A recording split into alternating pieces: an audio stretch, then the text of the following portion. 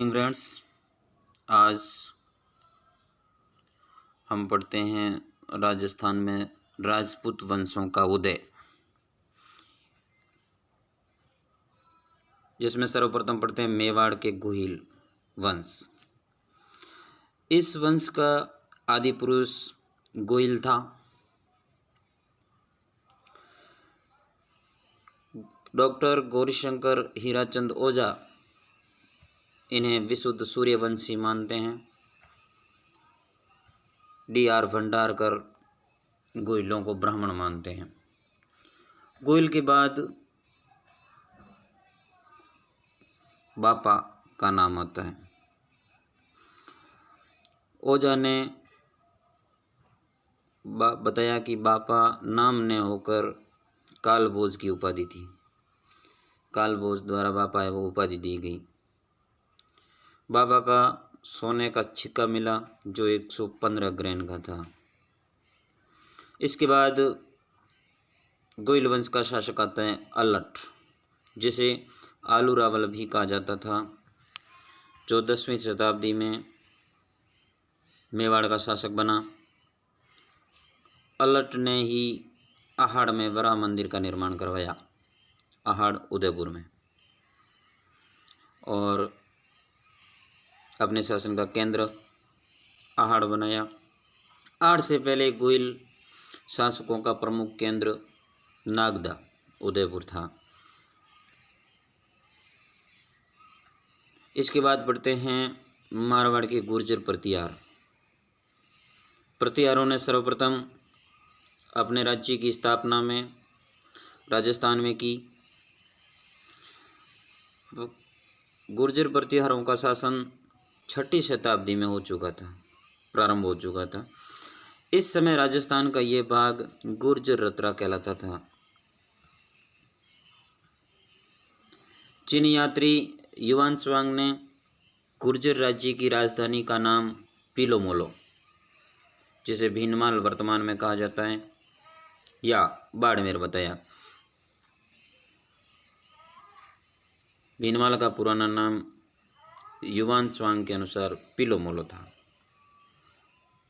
मुणोत नैणसी ने प्रतिहारों की 26 शाखाओं का उल्लेख किया, जिसमें प्रतिहारों की मंडोर शाखा प्रमुख थी। जालोर, उज्जैन, कन्नौज के प्रतिहारों का प्रवर्तक नागभट्ट था। नागभट्ट को ग्वालियर प्रशस्ति में मलेच्छों का नाशक कहा गया। मलेच्छों का नाशक किसे कहा गया? नागभट्ट को। इनका उल्लेख ग्वालियर प्रशस्ति में मिलता है। प्रतिहार वंश में प्रतापी शासक हुआ करते थे राजा भोज और महेंद्रपाल। इसके बाद पढ़ते हैं आबू के परमार वंश। परमार शब्द का अर्थ होता है शत्रु को मारने वाला। परमारों का कुल पुरुष धूमराज था और परमारों की वंशावली उत्पल राज से शुरू होती है, यानी कि परमार है वो का प्रथम राजा था उत्पल राज। परमार शासक दंदुक के समय गुजरात के भीमदेव ने आबू को जीतकर वहाँ पर विमल शाह को नियुक्त कर दिया था। अब यहाँ मुख्य बात सामने आती है कि आबू में आदिनाथ का भव्य मंदिर किसने बनवाया? तो उत्तर मिलेगा विमल शाह। विमल शाह ने आबू में 1031 ईस्वी में आदिनाथ का भव्य मंदिर बनाया। आबू के परमारों का सबसे प्रसिद्ध शासक धारावर्ष हुआ करता था।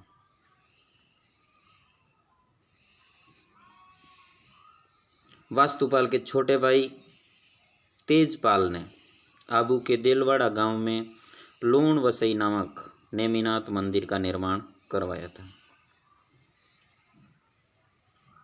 इसके बाद राजस्थान के प्रमुख राजवंश राजपूत राजवंश थे सांबर के चौहान।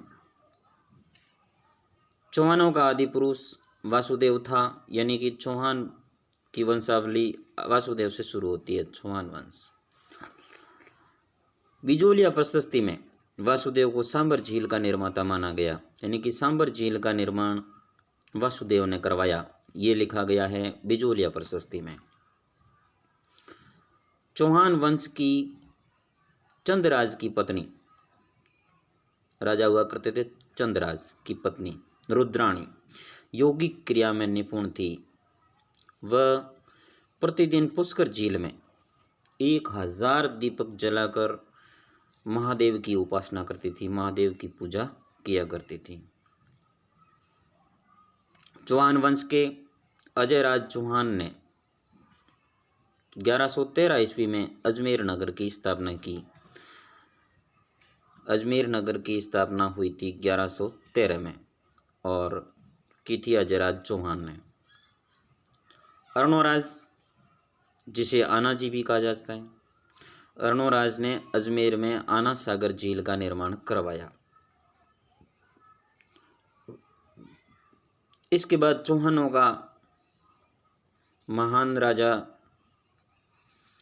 जिसका काल सपादलक्ष का स्वर्ण युग कहलाता है, नाम आता है विग्रहराज चतुर्थ, जिसे बिशलदेव भी कहा जाता है और कवि बांधव के नाम से भी जाना जाता है। विग्रहराज चतुर्थ, विग्रहराज चतुर्थ ने हरिकेली नाटक की रचना की। अब प्रश्न बनेगा कि हरिकेली नाटक की रचना किसने की, तो विग्रहराज चतुर्थ।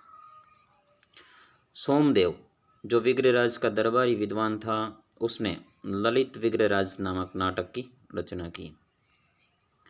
विग्रहराज चतुर्थ ने अजमेर में एक संस्कृत पाठशाला का निर्माण करवाया, जिसे गुलाम वंश के कुतुबुद्दीन ऐबक ने 2.5 दिन का झोंपड़ा बनवा दिया। चौहान वंश के पृथ्वीराज चौहान तृतीय, जिन्होंने मोहम्मद गोरी के साथ युद्ध किया, 2 लगातार युद्ध लड़े थे। पहला 1191 में तराइन का प्रथम युद्ध हुआ था, जिसमें पृथ्वीराज चौहान ने मोहम्मद गोरी को हराया, लेकिन इसके 1 साल बाद 1192 में तराइन के दूसरे युद्ध में वह गोरी से हार गया। पृथ्वीराज चौहान से संबंधित ग्रंथ जैसे पृथ्वीराज विजय, जिसके लेखक थे जयानक, और पृथ्वीराज रासो, जिनके रचयिता थे चंद बरदाई। इसके बाद लगभग आगामी 1 शताब्दी तक चौहानों की शाखा रणथंभौर, जालोर, हाड़ौती, नाडोल तथा चंद्रावती, जिसे वर्तमान में सिरोही कहा जाता है, और आबू में शासन करती रही। धन्यवाद दोस्तों।